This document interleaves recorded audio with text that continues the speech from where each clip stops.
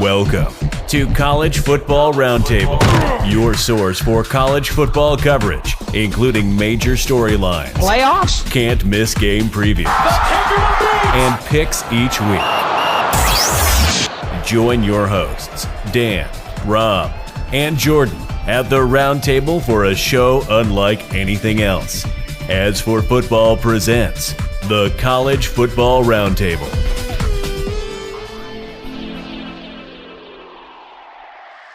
What's up, everybody? The bowl games start this weekend. Players are hitting the transfer portal, and the playoffs in college football is about to change because the playoff committee had to put a Power 5 team in the playoff for the first time and making its first appearance. What's up, Trash Talker? Welcome back to the College Football Roundtable, or if you prefer, Ring Knocker Radio. I am Rob from inside the Death Star, and I've got Daniel Ikebesa on from Coastal Connecticut.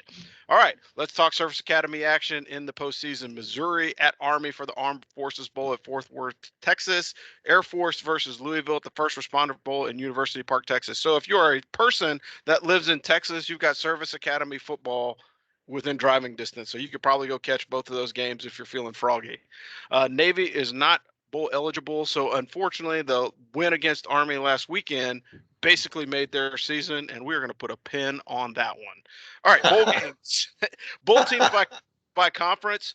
84 teams made bowls this year, so that allows for some great matchups that you wouldn't normally see during the regular season. So you got the Sun Belt had 4 teams get in.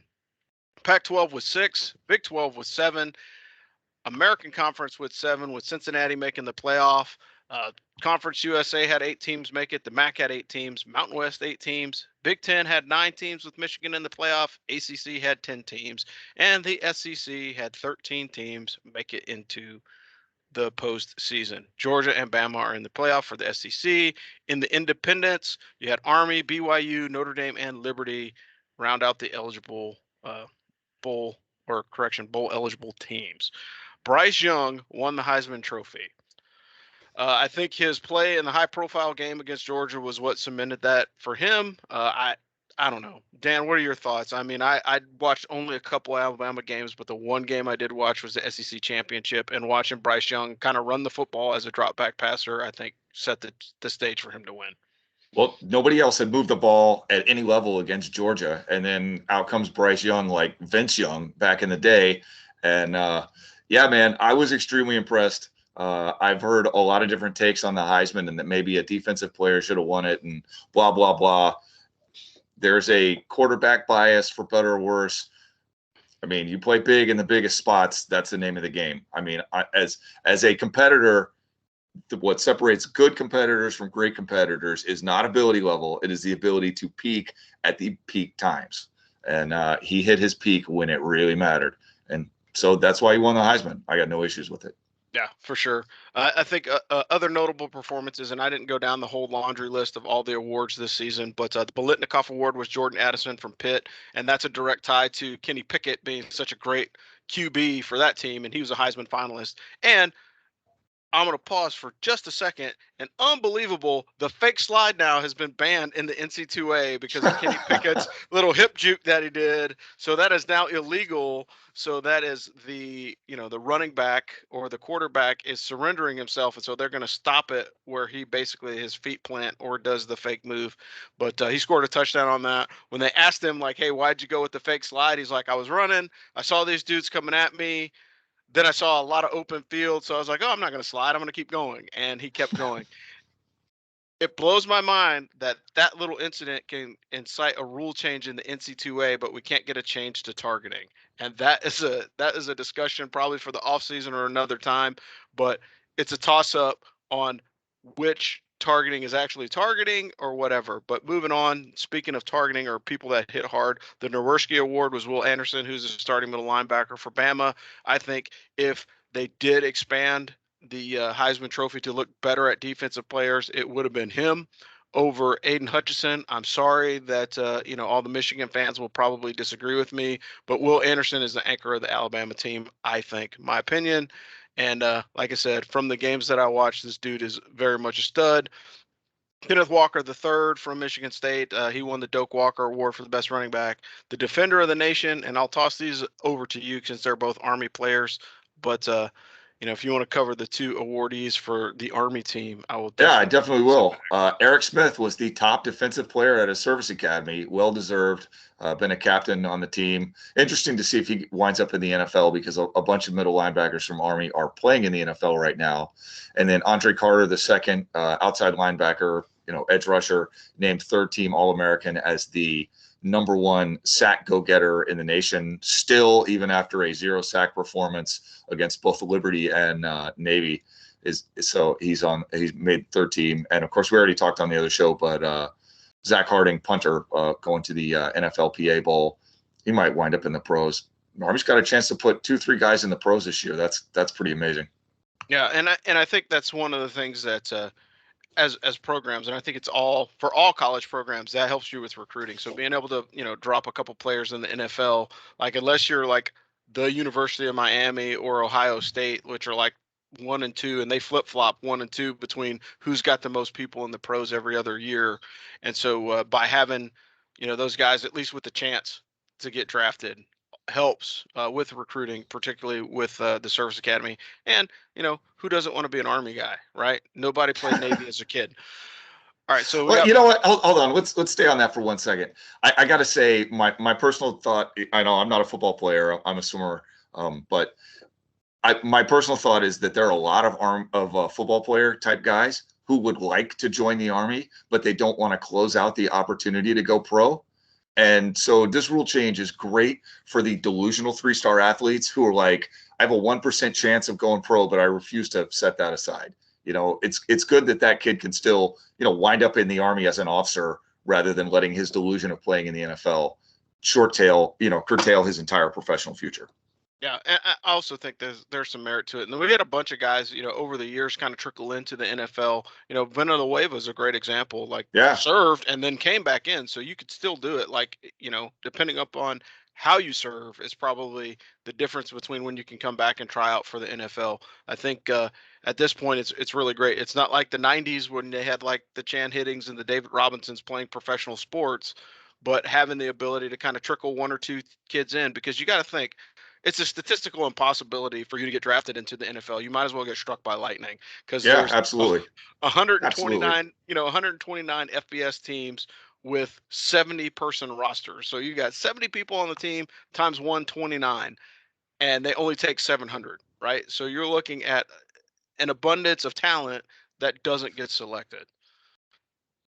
All right, moving on to bowl games. So we start talking about bowl games on last week's show, and we'll talk about the ones that are kicking off on Saturday. So you got the Boca Raton Bowl, Western Kentucky versus App State. Again, Bailey Zappi. If you haven't watched that kid play, and I know he's probably one of your favorite guys to watch this season, he's good. He's legitimately good. One more opportunity for him to kind of showcase his talent before we close out the season. You've got the Celebration Bowl as South Carolina State and Jackson State. That's at 12 on Saturday. You got the New Mexico Bowl, Fresno State and UTEP. Independence Bowl is UAB and BYU. You got Liberty and Eastern Michigan at the Lending Tree Bowl. The LA Bowl is Oregon State versus Utah State. The New Orleans Bowl is Louisiana versus Marshall. They got some games on Monday. And it's funny because as you get closer to Christmas time, these kickoffs are, in weird times and places. So you got to like print this thing out and stick it on your fridge, or you're going to miss something. We're gonna post it to the website later this week. I've been thinking about that already. What else are we gonna do? We'll definitely put that up on Friday. Yeah, because their start times are really, really wonky. So the Myrtle Beach Bowl is Old Dominion versus Tulsa at 2:30 kickoff time. In Myrtle Beach, man, that's close enough for me to drive, but I have to blackmail the wife with something sparkly to go to that game.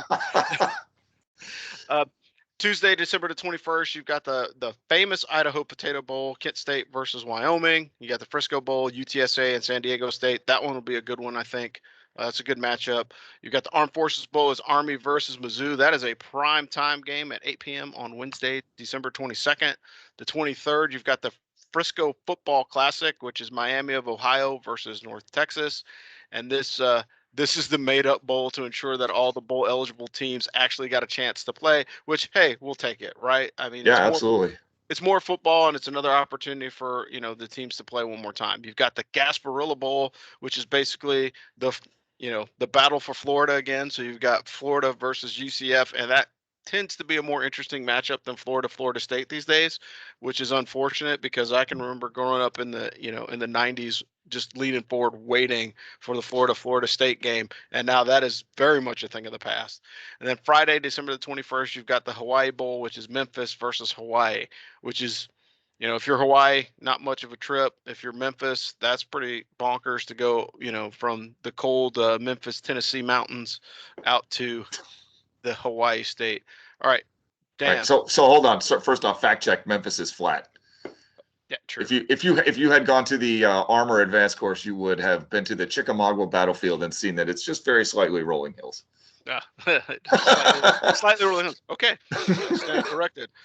Thank God I didn't go to the Armor Advanced course or But moving on. Hey Dan, what game are you most looking forward to?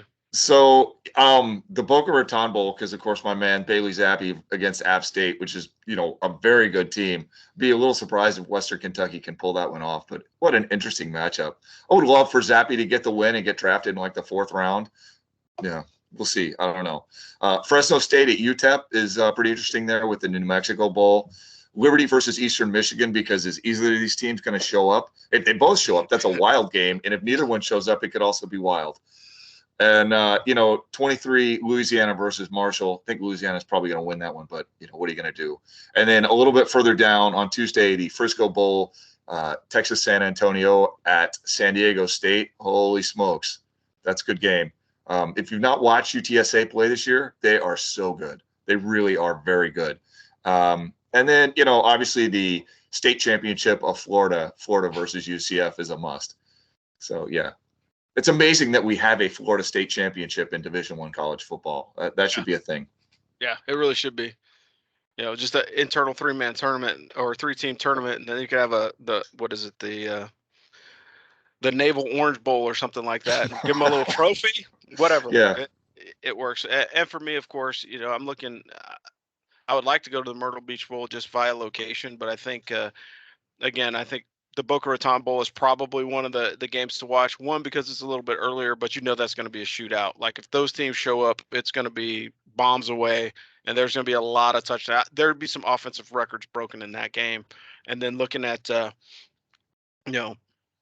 UTSA again, I think just based off of the way that they played all season, and San Diego State, that one's going to be that has the potential to be a very great game. For me, those are the two that I'm watching. And we're almost at the end of the show. This is pretty quick this week just because there's not a lot of action. We don't have your normal full schedule of games. But my favorite thing this week was being able to go to the Army-Navy game live. Got to meet Dan live, tailgate for a little bit, and then go watch the game. And I always love going to any type of Army activity or Army event because you get to bump into all your classmates that you don't know that we're going to be there. And it's just a random run-ins of all these different people that you've known in a very close environment for, 4 years. And then you serve with them in the military or in some other capacity outside of it. So it's always cool to kind of bump into folks, but definitely looking forward to the bowl games. And then it's college football, man. It's almost the end, but got bowl games and then Christmas, and then it will be 2022. So hold on to your hats, folks. Yeah. It's wild. It really is wild. It feels like the season just started, even though I'm exhausted and kind of need a break. But it's unbelievable that here we are, bowl season. I do love bowl season, though, the most, just because it's so insane. Yeah. When do you ever get to see, a Conference USA team play an SEC team? Only in the bowl season, and sometimes based off of opting out or whatever, the games are usually better than they would be in the regular season because you've got players that don't want to play or guys that are looking towards their next career or get invited to the Senior Bowl or something like that. So you've got a lot of different factors that make the postseason games a lot more interesting. And then of course you've got the playoff games. I don't think anybody wants to watch. I don't think anybody wants Georgia to win, because nobody wants to watch Georgia, Alabama again in a national championship game. I think, honestly, if you look at the 4 teams that are in there, it's Michigan's championship to lose. And I can't believe I'm saying that, but that's the honest assessment.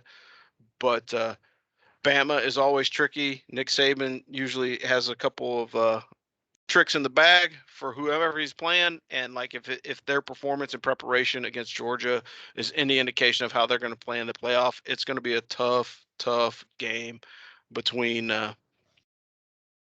Cincinnati's going to get beat up legitimately. I think so. Decent chance. Yeah. Unfortunately, decent chance. Yeah, and then whoever wins between Georgia and Michigan are going to have their hands full with Bama, because it's Alabama, man. They've been seven of 8 years to the national championship game. They've got history and a litany of 5-star recruits on their side. But with that, hey, we appreciate you guys tuning in all this season, giving us a chance on the Veteran Trash Talk Network. And this is Rob, the Angry Colonel, and we will see you guys next time. Thanks. Beat 'em. Thanks for listening to the As for Football College Football Roundtable. Join the As for Football team on our next episode as we bring you more hot takes and college football analysis. We would also like to thank our sponsor, UniformFlag.com, where 100% of the proceeds from all purchases go to the Lead the Way Fund. Show your service and support a great cause. You can also find us at AsForFootball.com and across all social media platforms. I would also like to give a quick shout out to our Globe platform presenters of our video podcast at VeteranTrashTalk.com.